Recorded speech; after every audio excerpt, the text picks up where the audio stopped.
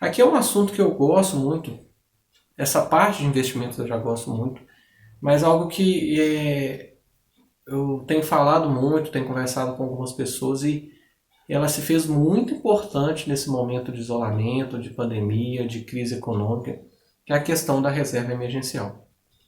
Se a gente for olhar em Gênesis, o José, conhecido como José do Egito, ele fez um procedimento muito interessante.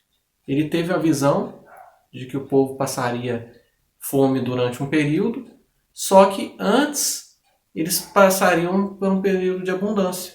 O que ele fez? Nesse período de abundância, ele separou uma parte dos recursos e fez com que o povo sobrevivesse nesse período.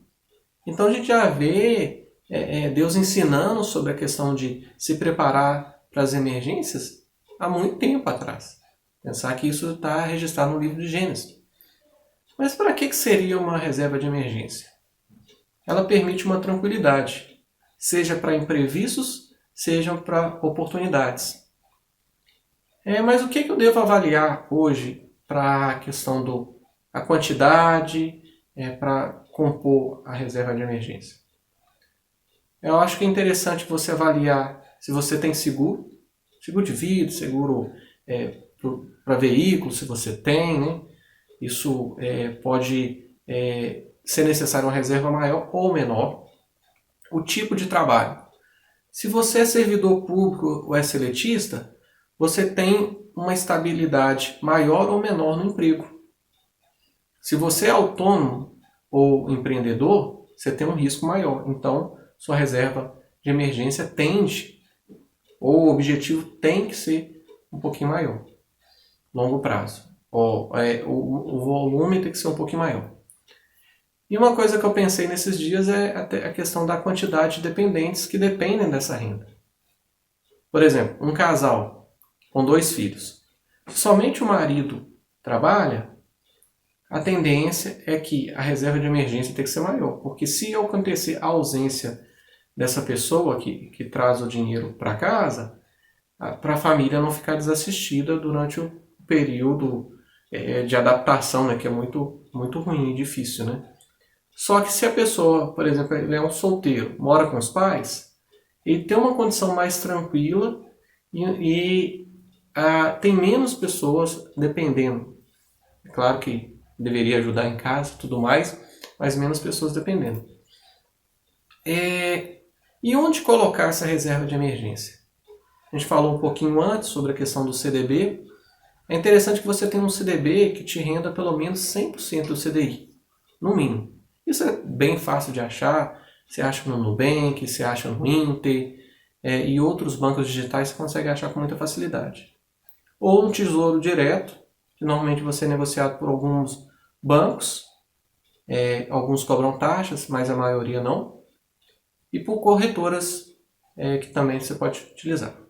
Qual o valor da reserva de emergência? Depende. Depende daqueles fatores que eu falei anteriormente. Sugiro que seja 3, 6 ou 12 vezes a sua renda média ou suas despesas médias.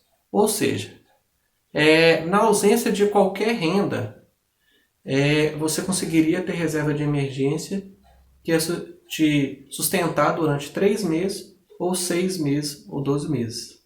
É algo muito interessante se ter isso como objetivo.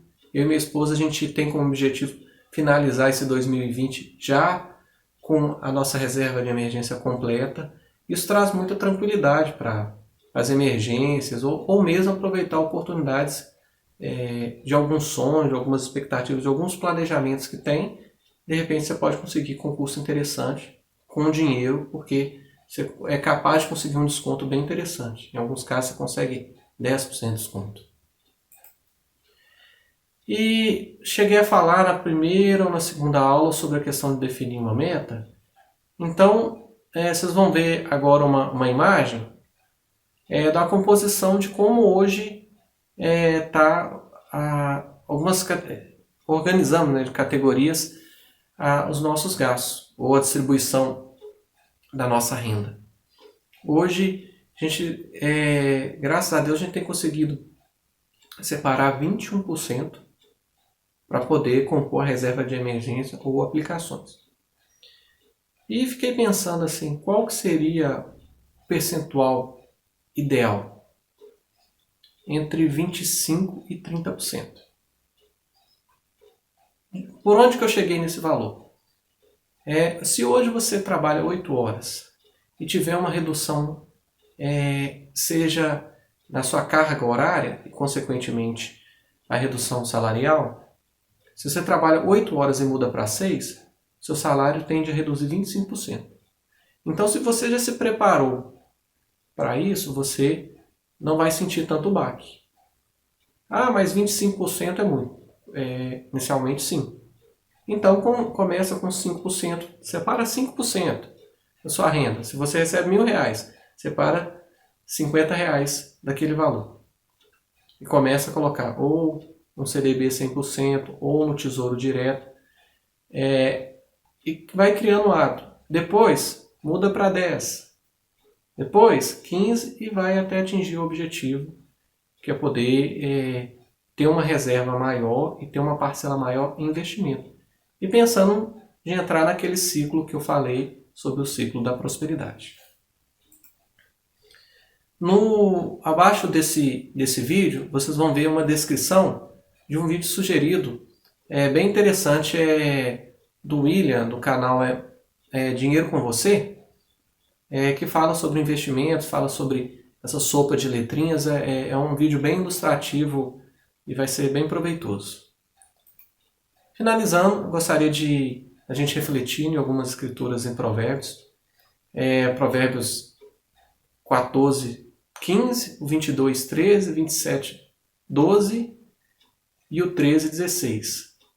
Eu vou postar a imagem, então fiz uma comparação. Então faz uma comparação entre o prudente e o inexperiente. O prudente vê bem onde pisa, então ele avalia a situação dele. O prudente, ele percebe o perigo e busca refúgio. Ele não simplesmente assume o risco sem consequência. Age com base no conhecimento. Lembra que a gente falou sobre perfil de investimento e eu falei uma das coisas importantes você saber ter conhecimento do que você está fazendo? Então você tem que investir no que você conhece. Por sua vez, o inexperiente, ele acredita em qualquer coisa. É comum, né, você receber um vídeo, investimento que dá tantos por cento, 1%, 2% ao dia. E o inexperiente cai nisso, né, nas pirâmides financeiras. Segue adiante e sofre as consequências. Como ele não observa bem o que está acontecendo, ele sofre as consequências. E por fim, ele expõe sua insensatez. Então, obrigado por assistir mais um vídeo. Que você possa refletir, possa aprender e dar passos no seu investimento.